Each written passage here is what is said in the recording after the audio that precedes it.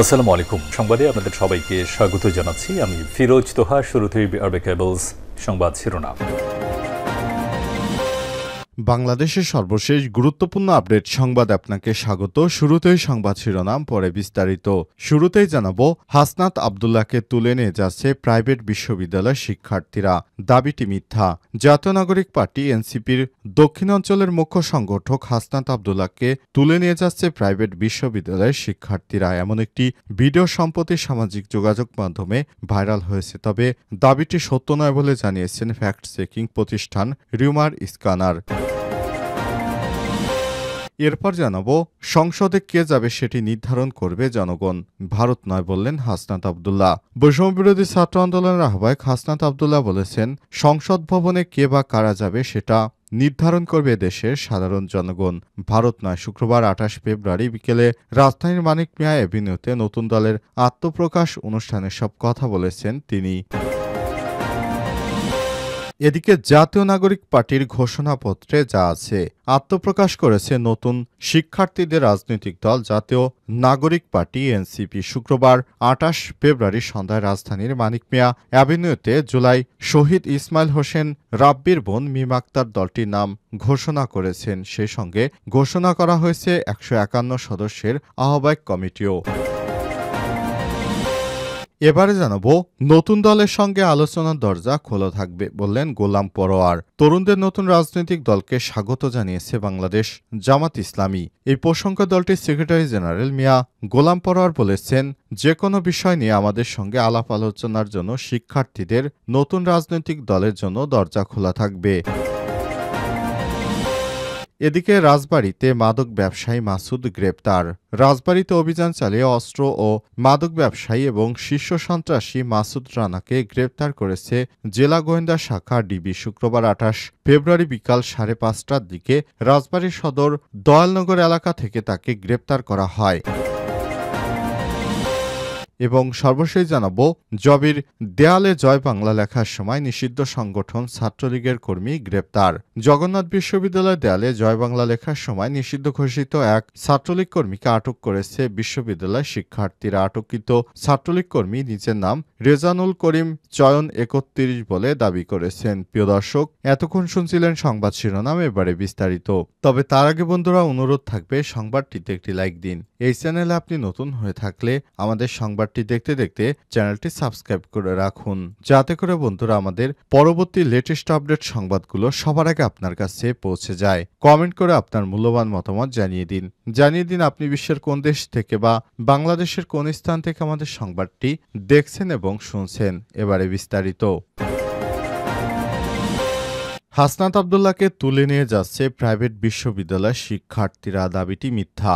জাতীয় নাগরিক পার্টি এনসিপির দক্ষিণাঞ্চলের মুখ্য সংগঠক হাসনাত আবদুল্লাহকে তুলে নিয়ে যাচ্ছে প্রাইভেট বিশ্ববিদ্যালয়ের শিক্ষার্থীরা। এই সময় একটি ভিডিও সম্প্রতি সামাজিক যোগাযোগ মাধ্যমে ভাইরাল হয়েছে। তবে দাবিটি সত্য নয় বলে জানিয়েছে ফ্যাক্ট চেকিং প্রতিষ্ঠান রিউমার স্ক্যানার। রিউমার স্ক্যান অনুষ্ঠানে থেকে জানা গেছে, প্রচারিত ভিডিওটি হাসনাত আবদুল্লাহকে প্রাইভেট বিশ্ববিদ্যালয়ের শিক্ষার্থীরা তুলে নেওয়ার কোনো ঘটনা নয়, বরং পুরো ভিন্ন ঘটনার ভিডিও দেখিয়ে দাবিটি প্রচার করা হয়েছে। আওয়ামী লীগের বিভিন্ন চ্যানেল এবং পেজ থেকে এই ভিডিওটি প্রচার করা হয়েছে। এ বিষয়ে অনুসন্ধানের কথা কম নামক ইউটিউব চ্যানেলে গত ২৭ জানুয়ারি আপলোডকৃত একটি ভিডিও খুঁজে পাওয়া যায়। উক্ত ভিডিওর সাথে আলোচিত দাবির প্রচারিত ভিডিওটির মিল লক্ষ্য করা গেছে। ভিডিওটির বিষয় বিস্তারিত অনুসন্ধানে একদিনে প্রকাশিত জাতীয় দৈনিকের ইউটিউব চ্যানেল থেকে পরিস্থিতি শান্ত করতে এসে বিপাকে হাসনাত আবদুল্লাহ শিরোনামে একটি ভিডিও পাওয়া যায়। ভিডিওর বিস্তারিত অংশ থেকে জানা যায়, এটি হাসনাত আবদুল্লাহ ৭ কলেজ ও ঢাকা বিশ্ববিদ্যালয়ের শিক্ষার্থীদের মধ্যকার উত্তেজনাকর পরিস্থিতি শান্ত করতে যাওয়ার একটি ভিডিও। তবে বিষয়টি বিভিন্ন গণমাধ্যমে আওয়ামী লীগের ষড়যন্ত্রকারীরা সেটি প্রকাশ করছে যে হাসনাত আবদুল্লাহকে প্রাইভেট বিশ্ববিদ্যালয়ের শিক্ষার্থীরা ধরে নিয়ে যাচ্ছে। সংসদে কে যাবে সেটি নির্ধারণ করবে জনগণ, ভারত নয় বললেন হাসনাত আব্দুল্লাহ। বৈষম্যবিরোধী ছাত্র আন্দোলনের আহ্বায়ক হাসনাত আব্দুল্লাহ বলেছেন, সংসদ ভবনে কে যাবে না যাবে সেটা নির্ধারণ করবে বাংলাদেশের জনগণ, ভারত নয়। শুক্রবার ২৮শে ফেব্রুয়ারি বিকেলে রাজধানীর মানিক মিয়া এভিনিউতে নতুন দলের আত্মপ্রকাশ অনুষ্ঠানে এসব কথা বলেছেন তিনি বলেন, এই সংসদ ভবনে কে যাবে তা নির্ধারণ করবে বাংলাদেশের জনগণ। আমরা একটা সুন্দর বাংলাদেশ গড়তে চাই, যেখানে কোনো ভেদাভেদ থাকবে না। এ সময় তিনি আরো বলেছেন, স্পষ্ট হত্যাকাণ্ডকে বিদ্রোহ বলে চালানো হয়েছে।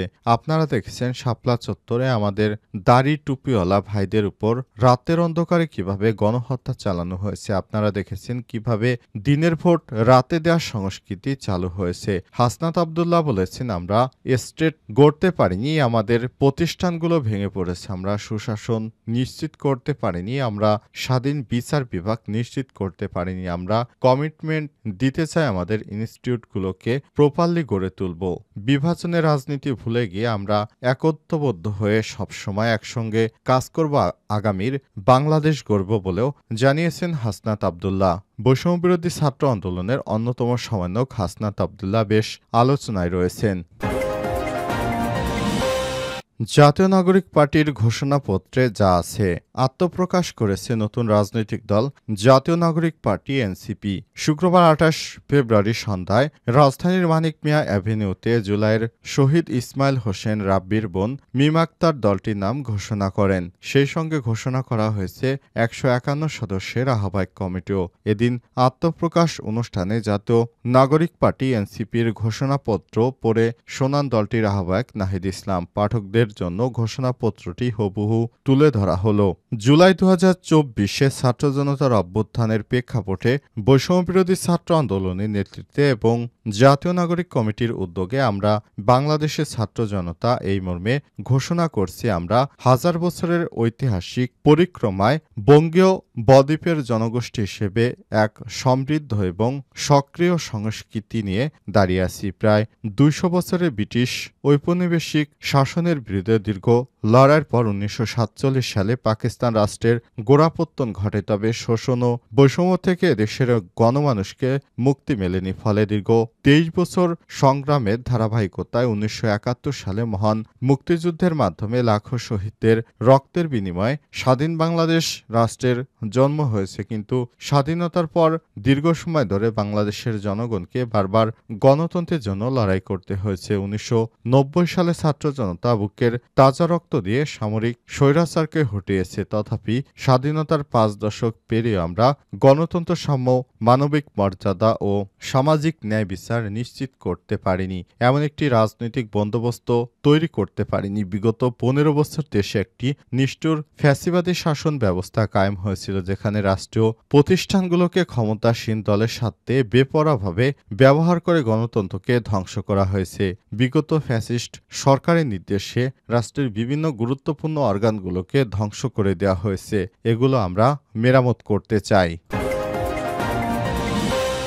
নতুন দলের সঙ্গে আলোচনা দরজা খোলা থাকবে বললেন গোলাম পরোয়ার। তরুণদের নতুন রাজনৈতিক দলকে স্বাগত জানিয়েছে বাংলাদেশ জামাত ইসলাম। এই প্রসঙ্গে দলটির সেক্রেটারি জেনারেল মিয়া গোলাম পরোয়ার বলেছেন, নতুন দলের সঙ্গে যে কোনো বিষয়ে আলাপ আলোচনার জন্য তাদের দরজা খোলা থাকবে। শুক্রবার ২৮ ফেব্রুয়ারি বিকেলে সংসদ ভবনের সামনে মানিক মিয়া অ্যাভিনিউয়ে দলটির আত্মপ্রকাশ অনুষ্ঠানে উপস্থিত হলে সাংবাদিকদের এক প্রশ্নের জবাবে জামাত ইসলামের সেক্রেটারি জেনারেল এসব কথা বলেছেন।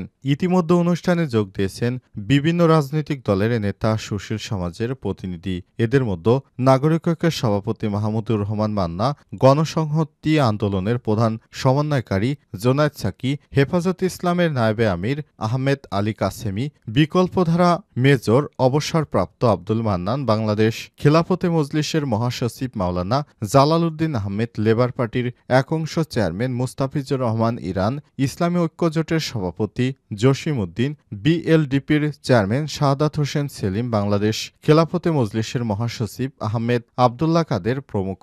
এর আগে মিছিল নিয়ে রাজধানীর মানিক মিয়া অ্যাভিনিউ জড়ো হয়ে ছাত্র জনতা তরুণদের নতুন রাজনৈতিক দল জাতীয় নাগরিক পার্টি আত্মপ্রকাশ ঘিরে পতাকা হাতে মিছিল নিয়ে নানা স্লোগান দিয়েছেন তারা।